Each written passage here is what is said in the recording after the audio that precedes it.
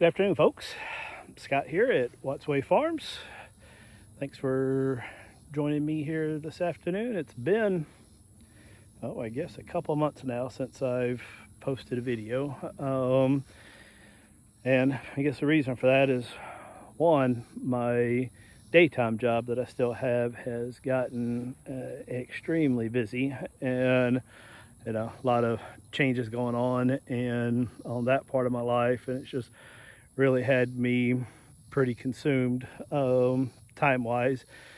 And then the other thing is, here on the farm that we've been running pretty hard, there just hadn't been, I don't know, a whole lot that I thought was, I guess, terribly interesting to video. I mean, moving cows and working pigs and whatnot.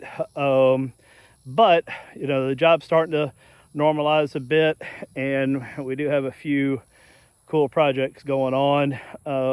So I've got some interesting stuff to share with you. At least I hope you'll find interesting. So thanks for tuning in, and come along, let me show you some of the stuff we got going on.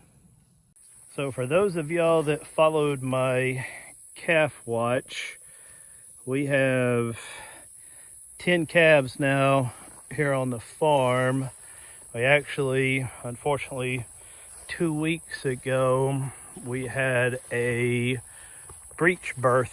Heifer had her, it was a breech birth, and man, it was terrible. On a Wednesday, we came out and checked them on Wednesday evening, and we could tell she looked like she was starting to go into labor, but we didn't, stood there and watched her for a while, and she wasn't actively pushing and all of that. And then Thursday evening, checked on them again, and at that point she was definitely in labor and she was pushing pretty hard. And then the next morning, Friday morning, we decided to leave her be. And then Friday morning when we came out, we saw a sight, and I'll put a picture of it here on the screen to share, not to gross y'all out, but to show you. But we saw a little bit of a tail hanging out. So at that point, breech birth, heifer, felt like it was a little above my expertise. So we loaded her up and took her to the vet. Unfortunately, the vet pulled the calf. Calf didn't make it, and said that, most likely he had been dead for probably about a day. And then he gave her, antibiotics and some other shots, a probiotic. And sadly, the mama cow actually, and the vet warned us, the mama cow actually died yesterday. And so, unfortunate. So now we've got, I'm trying to catch up with them. This mama, she's my unregistered Dexter. All of my breeding stock is registered, but last year I bought 3 steers and this girl from a guy about an hour from here who was just trying to reduce the size of his herd. And she's a cold cow. I'm pretty sure she's got chondrodysplasia. She had a calf still on her, which he's up in the pen. He's a year old now. He's about to be castrated, so he's separated. But we actually had a processing date for her back in May, but come May she was noticeably pregnant, and so we obviously not going to send it. And this is who dropped out.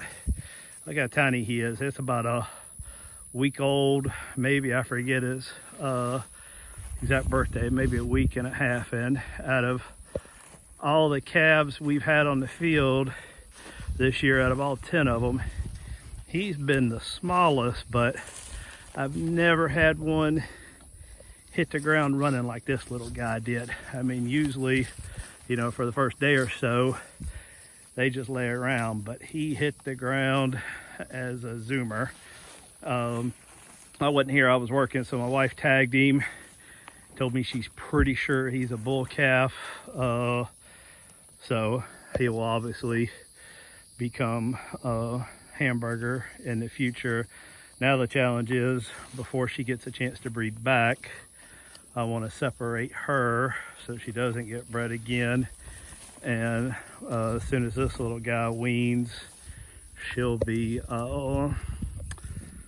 headed to freezer camp as well. Really good mama, not aggressive at all, but you know, very standoffish. But yeah, she's already, I guess, overstayed her welcome here on this farm. Let me show you her calf from last year just so you can see what I'm talking about. All right, so here's the little guy that was her calf from last year.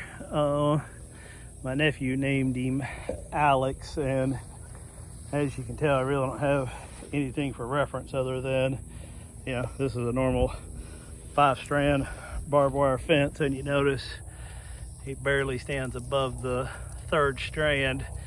I left him intact not to breed him because he's definitely not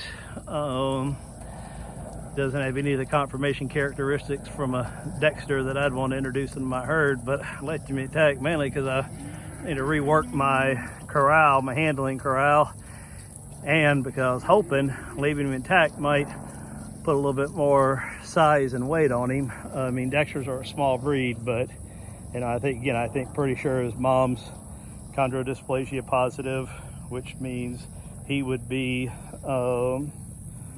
you know, at least a carrier, probably has it as well. So he's definitely not breeding quality. And then this guy next to him, Poncho, this is the other one I got. I got all these in November of last year.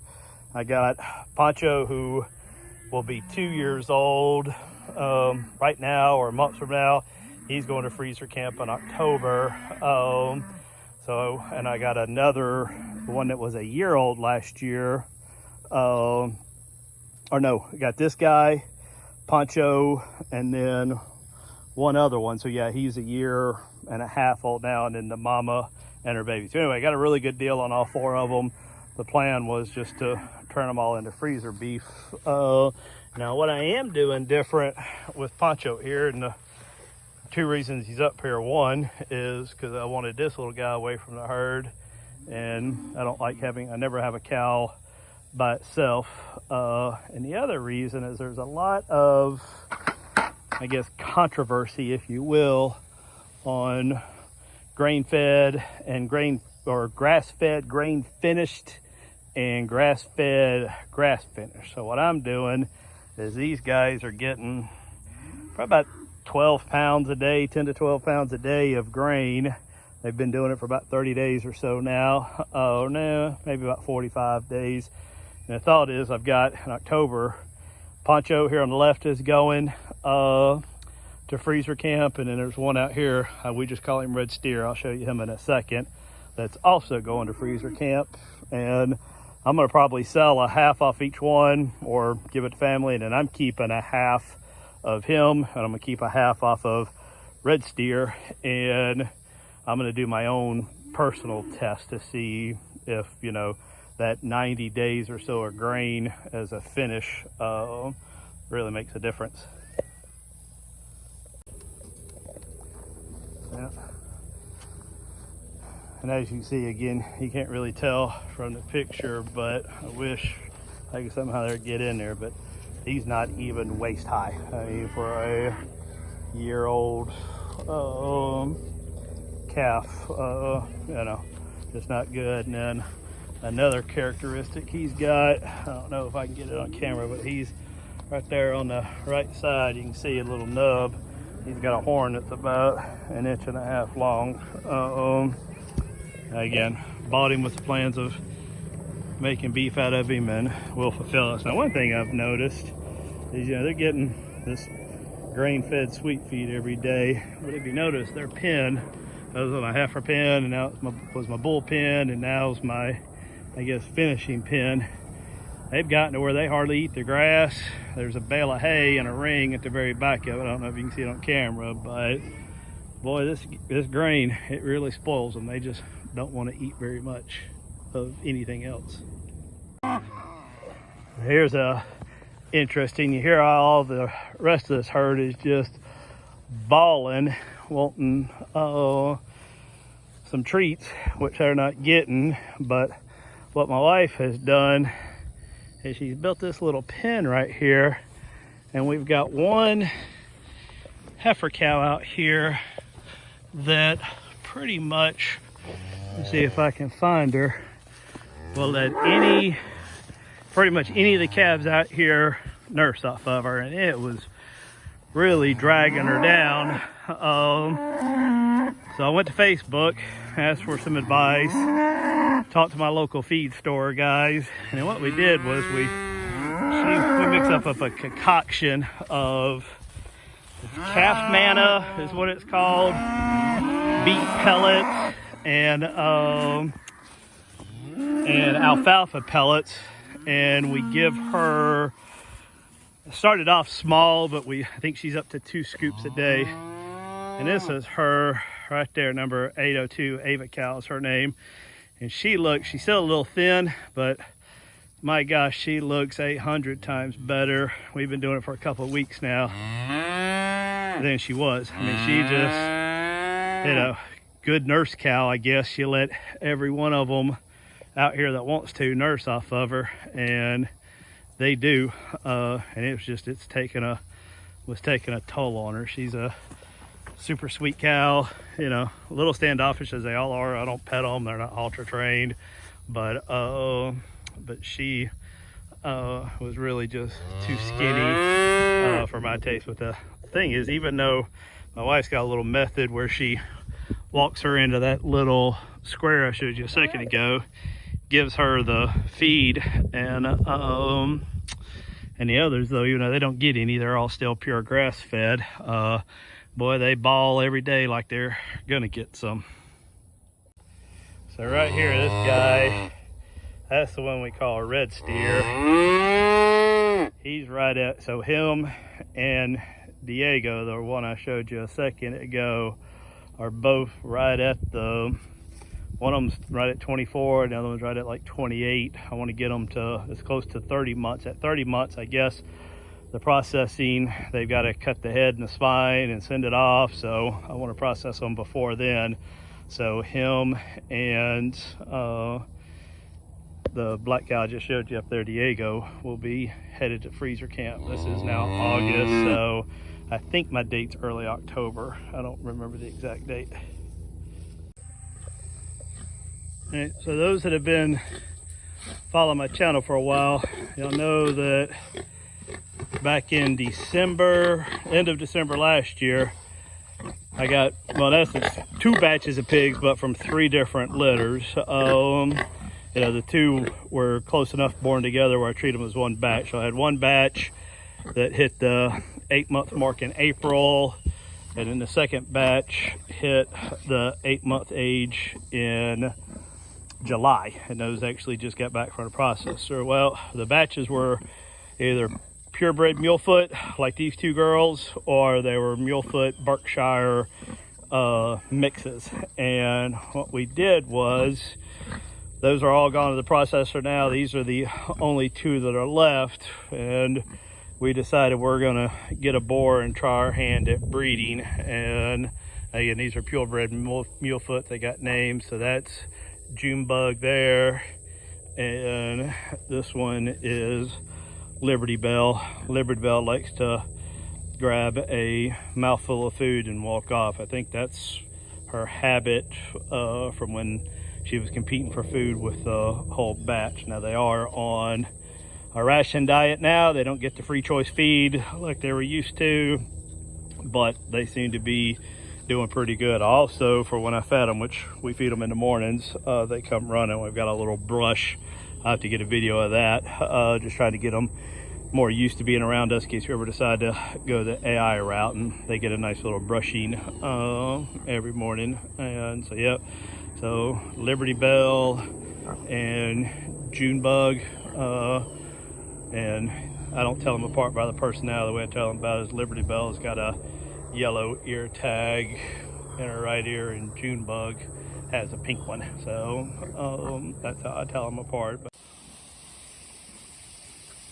okay, for those of y'all that watched my This was around early May video. You'll know I got another batch of feeder pigs.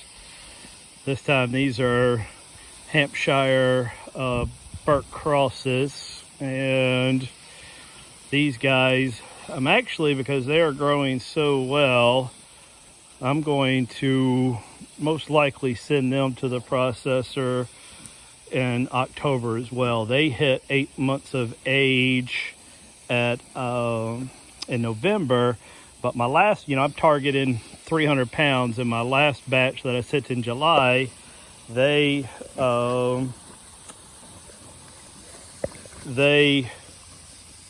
were all, somewhere in the 350 and over range. I was doing some math and conversion and some guesstimation, and I'm guessing that the amount of weight in that last month really doesn't equal the amount of extra feed that they take in. Now, out of this batch, this girl right here, her name is Wilma, and she's actually a purebred Duroc that we bought from a production facility up in North Alabama.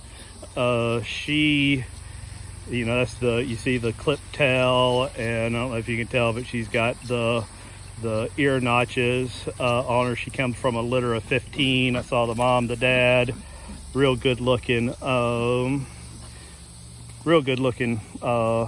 pigs. And anyway, she's going to be a breeder too, but she'll be old enough to really breed about the time these head to the processor. So the thought is she's just going to live with them until closer to processing time. I originally planned on trying to quarantine her, but my farmer engineering kind of failed me a little bit, and she actually got out of her holding pen and ran straight into this pen. So I just figured, what the heck, I'll just leave her there. Now these guys, as you can see, they love the little shower. It's just been crazy hot. I actually say with the heat index today, it's in like the 107 range. Now, as you can scan their paddock, they've got plenty of shade in here, but there's no standing water in here like the other main pen where Liberty Bell and Junebug are. And so we just like to come out here and kind of give them a little bit of a bath. They definitely enjoy it. So, and then I make the mud, and they look better, I think, all cleaned up as well. So, we call it their daily bath.